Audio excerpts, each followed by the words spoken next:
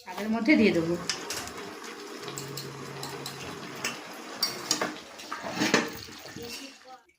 নমস্কার বন্ধুরা, বাঙালি রান্নাঘরে আপনাদের সবাইকে স্বাগত জানিয়ে আজকে রান্নাবান্না আমি আবার শুরু করছি। তো আজকে করব পার্শে বাটা মাছের ঝাল সর্ষে পোস্ত দিয়ে, আর করব মটর ডাল দিয়ে কুমড়ো শাক। তো পুরো ভিডিওটা আপনারা আমার সঙ্গে থাকুন। তো আমি প্রথমে কুমড়ো শাকটা কেটে নিচ্ছি।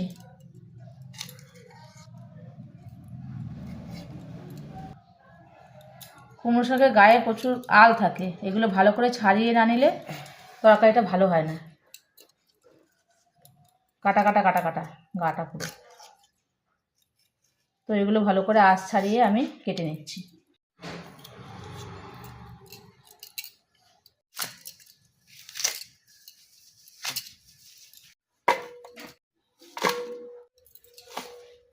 শাকটা এবারে আমি ধুয়ে নিচ্ছি।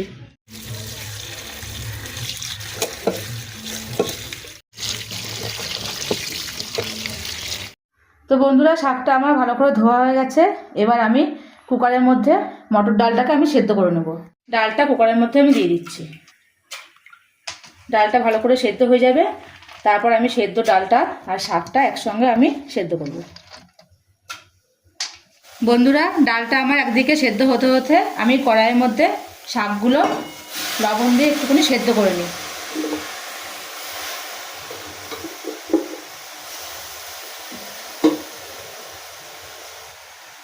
আমি লবণ ওপর থেকে ছিটিয়ে দিচ্ছি। ওপরে আমি একটু চাপা দিয়ে দিচ্ছি, তাহলে শাকটা আস্তে আস্তে নরম হয়ে যাবে। তো ডালটা আমার সিটি মারা হয়ে গেছে, আমি খানিকক্ষণ রেখে দিয়ে এবার খুলবো। খুলে দেখি ডালটা কতটা সেদ্ধ হয়েছে।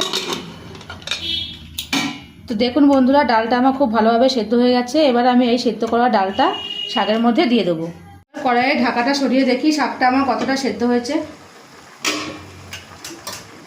তো দেখুন, শাকটা আমার খুব ভালোভাবে সেদ্ধ হয়ে গেছে। এবার আমি এই সেদ্ধ করা ডালটা শাকের মধ্যে দিয়ে দেবো।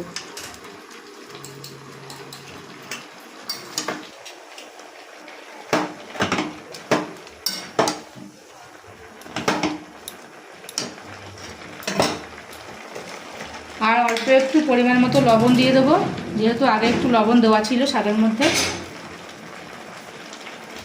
আর দিয়ে দেবো হলুদ গুঁড়ো।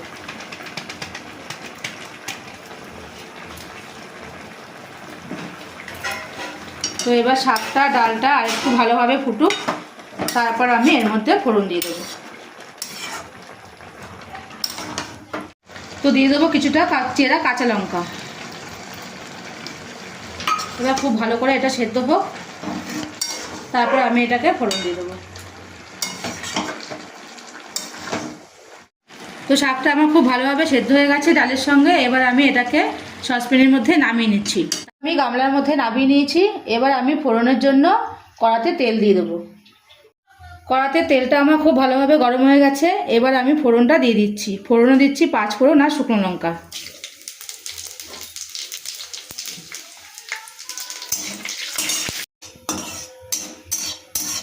পাঁচ ফোড়ন আর শুকনো লঙ্কাটা একটু ভালোভাবে ভাজা হয়ে যাক, তারপর আমি ফোড়নটা শাকের মধ্যে ঢেলে দেবো। এবার ফোড়নটা আমি ঢেলে দিচ্ছি।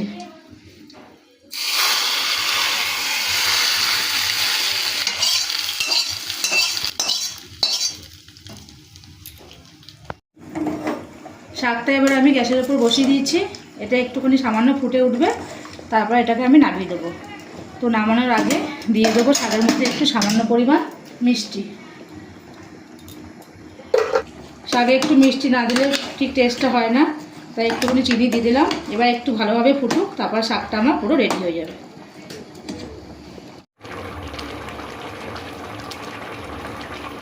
শাকটা আমার খুব ভালোভাবে ফুটে গেছে।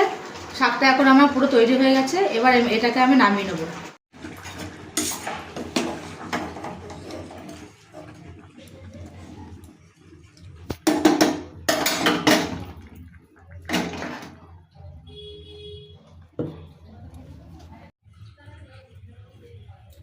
এবার পরের রেসিপি, মাছটা আমি বসিয়ে দেবো। শাকটা আমার রান্না করা হয়ে গেছে। এবার আমি মাছগুলোর মধ্যে লবণ হলুদ মাখিয়ে মাছগুলো ভাজা বসিয়ে দেবো।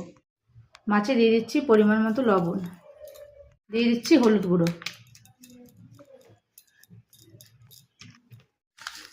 এবার ভালো করে মাছটাকে আমি মাখিয়ে নিচ্ছি। ভাজার জন্য কড়াতে আমি তেল দিয়ে দিচ্ছি। তেলটা গরম হয়ে গেছে, এবার আমি মাছগুলোকে ভেজে নেব।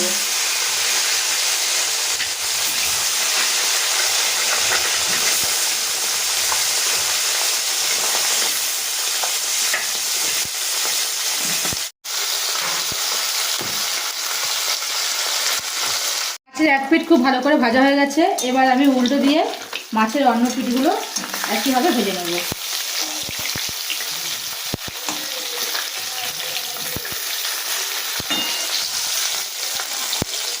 বন্ধুরা, মাছের জন্য আমি যে মশলাগুলো নিয়েছি সেগুলো হলো কিছুটা গোটা সর্ষে, একটু পোস্ত, আর নিয়েছি কিছুটা পরিমাণ শুকনো লঙ্কা, কাঁচা লঙ্কা মিশিয়ে।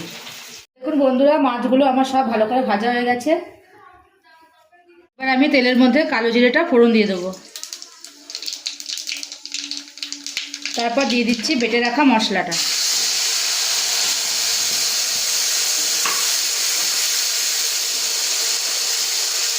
এবার দিয়ে দিচ্ছি স্বাদ মতো লবণ, দিচ্ছি হলুদ গুঁড়ো।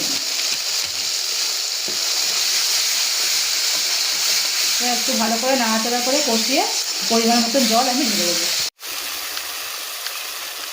মশলাটা আমার খুব ভালোভাবে কষানো হয়ে গেছে, এবার আমি পরিমাণ মতন জল এতে ঢেলে দিচ্ছি।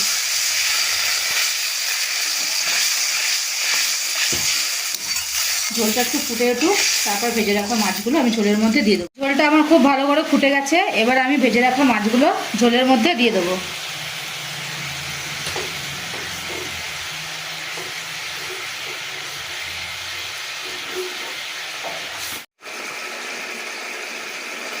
মাছের ঝালটা আমার পুরো রেডি হয়ে গেছে, এবার আমি ওপর থেকে ধনেপাতা কুচি দিয়ে মাছটাকে নামিয়ে নেব।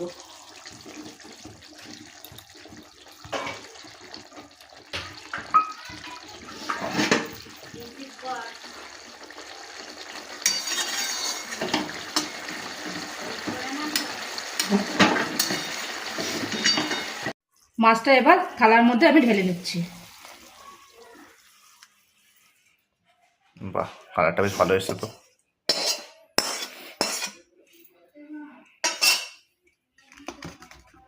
বন্ধুরা, আজকে রেসিপি দুটো যদি আপনাদের ভালো লেগে থাকে তো আপনারা বাড়িতে ট্রাই করে খাবেন, অবশ্যই ভালো লাগবে। আর আমার চ্যানেলটিকে লাইক, কমেন্ট, শেয়ার এবং সাবস্ক্রাইব করে আমার পাশে থাকবেন। আর যারা ফেসবুক থেকে দেখছেন তারা আমার চ্যানেলটিকে ফলো করবেন আর আমার সঙ্গে থাকবেন। ধন্যবাদ।